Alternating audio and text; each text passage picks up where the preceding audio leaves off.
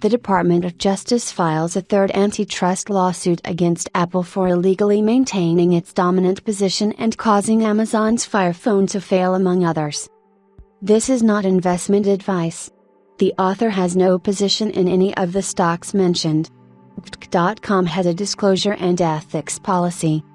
Apple, Nasdaq. Apple has yet to recover from the secular headwinds that it faces in China, which is inarguably one of its biggest and most lucrative markets, one that accounted for around 17% of the total revenue in the just concluded quarter.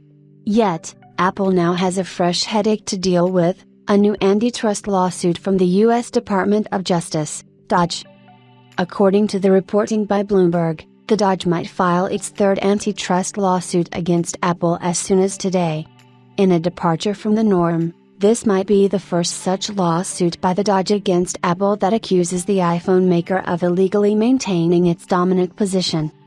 Specifically, the DOJ is expected to accuse Apple of violating antitrust laws by deliberately blocking its rivals from accessing certain hardware and software features on the iPhones, thereby placing them at a competitive disadvantage. We do not expect any business model changes for now with DOJ case, but Apple clearly is going to have to find a way to eventually settle this case, pay a hefty fine, and ultimately find some compromise with developers on the App Store down the road. Our thesis unchanged? As far as practical implications are concerned, Wedbush's Dan Ives does not expect this lawsuit to result in any changes to Apple's business model for now. However, the analyst conceded that Apple will have to either settle this lawsuit or cough up cash for a hefty fine. Moreover, the iPhone maker will eventually have to find some sort of a middle ground with developers on its ring-fenced approach to the App Store.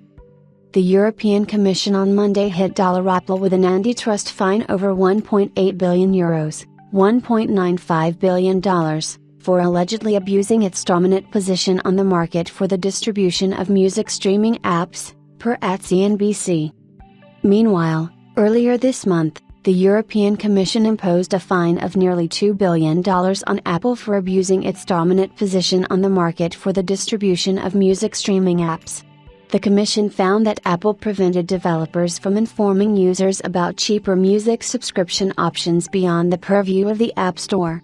This decision was triggered in response to a 2019 complaint by Spotify over the iPhone maker's subscription restrictions and the 30% cut that Apple typically receives from App Store sales. I warn people that 1 week from now you will not be thinking about USV Apple and will be thinking about Vision Pro meets NVIDIA Omniverse for the biggest enterprise stream Apple has developed. Jim Cramer, at Jim Cramer, finally, the go-to source for contrarian investors, Jim Cramer, believes that investors will forget all about the DOJ's lawsuit when Apple's Vision Pro debuts on NVIDIA's Omniverse. Update: the DOJ has filed the lawsuit against Apple. U.S. Justice Department sues Apple in antitrust case over iPhone.